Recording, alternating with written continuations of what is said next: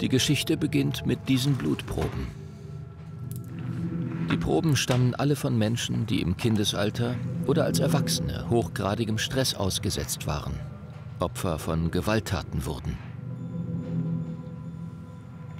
Viele von ihnen leiden noch Jahre später an posttraumatischen Belastungsstörungen. Die anderen dagegen nicht. Forscher am Münchner Max-Planck-Institut wollen herausfinden, wie es kommt, dass viele Gewaltopfer psychisch krank wurden, andere dagegen gesund blieben. Und ob der erlebte massive Stress wirklich die Ursache für die psychischen Erkrankungen ist. Ihre Spurensuche beginnt mit einem Vergleich. Unterscheidet sich das Erbgut von den erkrankten Traumaopfern tatsächlich von dem der Nicht-Erkrankten? Bei über 2000 unterschiedlichen Probanden eine Frage, die am besten von Robotern untersucht wird. Und tatsächlich stoßen die Forscher auf einen ersten entscheidenden Unterschied. Und zwar in einem Stresssteuergen. Es bestimmt, wie gut oder schlecht der Organismus auf Stress reagieren kann. Die Forscher erkennen, alle Erkrankten haben bestimmte Mutationen in diesem Stresssteuergen. Sie besitzen eine spezielle Variante davon. Ergebnisse von unserer Gruppe, aber auch von anderen Forschungsgruppen haben gezeigt, dass diese Genvariante das Risiko für posttraumatische Belastungsstörungen stark erhöhen kann. Was uns aber klar war, dass es nicht diese Genvariante allein sein kann, sondern dass diese mit Stress und Trauma interagieren muss und es zu zusätzlichen Veränderungen in der DNA führt, die dann schlussendlich zur Erkrankung leitet. Die Forscher vermuten, dass erlebter massiver Stress dieses Stresssteuergen manipulieren und verändern kann. Und erst diese Veränderung macht dann krank. Tatsächlich finden die Forscher solche Veränderungen bei ihrer weiteren Spurensuche im Erbgut. Normalerweise ist das Stresssteuergen nämlich chemisch markiert mit sogenannten Methylgruppen. Solche Methylgruppen sitzen an vielen Stellen im menschlichen Erbgut. Sie bestimmen zum Beispiel, wie aktiv ein Gen ist. Bei den erkrankten Menschen sind die Methylgruppen im Stresssteuergen aber abgespalten. Eine Veränderung, die wahrscheinlich durch Stresshormone während des traumatischen Erlebnisses verursacht wurde. Diese winzige Veränderung hat gravierende Folgen. Die Abspaltung der Methylgruppen bei diesen Menschen führt zu einer sehr starken Aktivierbarkeit des Genes.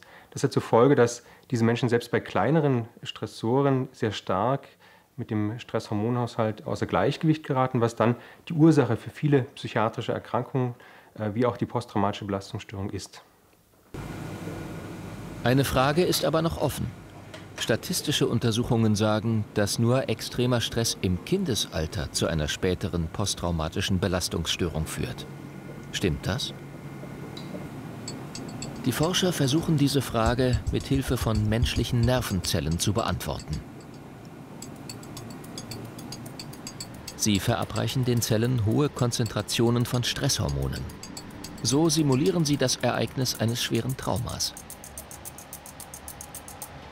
Die Forscher machen das bei noch jungen und bei erwachsenen Nervenzellen. Danach analysieren sie, in welchen Zellen sich die DNA verändert hat.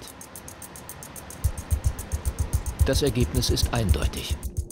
Nur bei den jungen Nervenzellen passiert eine Veränderung, nämlich die Abspaltung der Methylgruppen im Stresssteuergen. Die DNA der erwachsenen Zellen blieb dagegen unverändert. Unsere Experimente an den Nervenzellen legen tatsächlich nahe, dass der Mechanismus, dass der Einfluss von Stress auf die DNA tatsächlich nur im Kindesalter eine Rolle spielt. Und tatsächlich sehen wir bei unseren Patienten, dass nur die Patienten diese Veränderungen zeigen, die im Kindesalter ein Trauma erlebt haben. Schwerer Stress und Trauma im Kindesalter hinterlassen also Spuren im Erbgut. Spuren, die spätere psychische Erkrankungen verursachen können.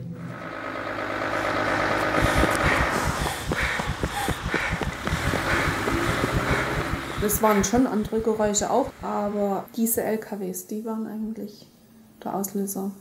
Bei mir, wo es so extrem war, dass ich halt wegrennen musste. Ich habe das gar nicht in der Gewalt gehabt. Angelika Gleichmann macht Weihnachten 2004 im thailändischen Touristenparadies Khao Lak Urlaub.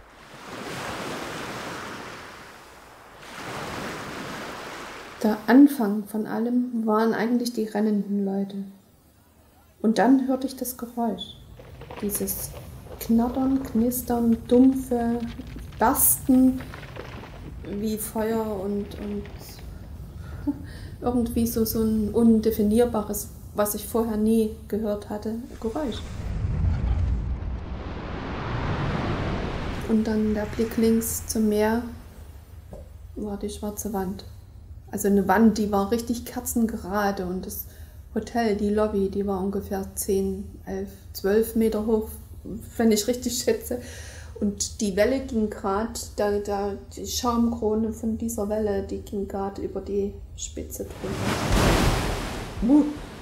Und dann rennt man los. Man rennt um sein Leben. Weg von dem Wasser. Und dann war ein Zaun. Und das war das Ende. Im Tsunami 2004 sterben über 230.000 Menschen. Bei den Überlebenden bleiben Entsetzen und Hilflosigkeit. Der Körper ist in der traumatischen Situation in einem extremen Stresszustand und der fährt normalerweise irgendwann auch mal wieder runter, aber bei Personen, die eine posttraumatische Belastungsstörung entwickeln, hält der dauerhaft an. Das heißt, die Person ist ständig in Wachsamkeit, extremer Alarmbereitschaft, in körperlicher Übererregung, in erhöhter Schreckhaftigkeit, weil der Körper denkt, die Bedrohung könnte jeden Moment wiederkommen. Der Körper von Angelika Gleichmann brauchte allein 34 Operationen. Aber auch ihre Psyche hatte lange mit den Folgen zu kämpfen.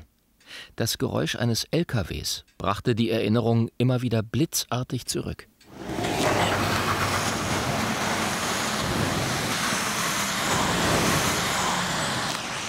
Ein Geräusch, was es sonst im Normalalltag eigentlich, da geht man dran vorbei oder kriegt das gar nicht mit. Aber wenn man das vorher so gehört hatte und dann diese Katastrophe da war, bringt man das immer mit dem in Verbindung und versucht sich zu schützen. Und das Ereignis, das in der traumatischen Situation erlebt wurde, ist so gut eingebrannt ins Gedächtnis, dass es immer und immer wieder erlebt wird. Professorin Kolossa untersucht die Folgen von Traumata. In Therapiesitzungen lässt sie sich Unfälle, Katastrophen oder Missbrauch in allen Einzelheiten und immer wieder schildern. Und dann kommt diese Stressreaktion, wird auch ganz stark und der Therapeut und der Patient halten das gemeinsam aus, bis die Angst abklingt. Aber man kann sich das so vorstellen, dass eine Stressreaktion nicht immer ganz extrem sein kann, sondern irgendwann muss sie abnehmen. Und wenn das mal passiert, dann, wir nennen das Habituation, dann nimmt die auch in Zukunft ab. Dann verliert das Ereignis seine Macht.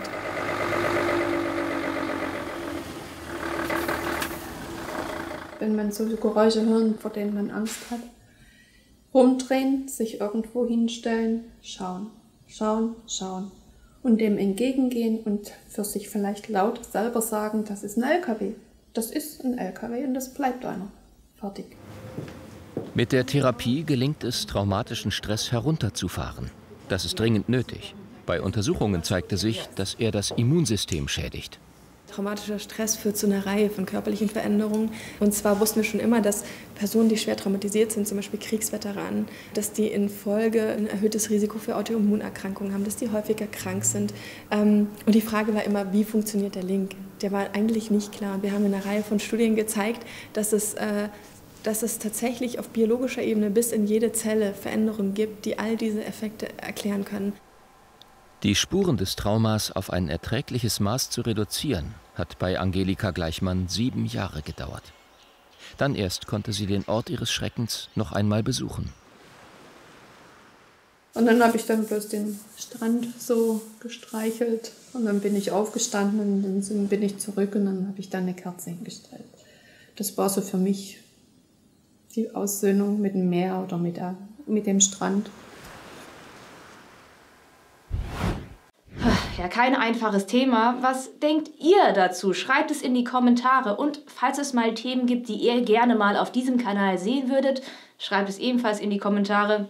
Kostenlos abonnieren dürft ihr natürlich auch, damit ihr nichts verpasst. Ansonsten, hier sind noch 2 Videos für euch. Jede Woche kommen neue Videos. Wir sehen uns also bald wieder. Bis dann.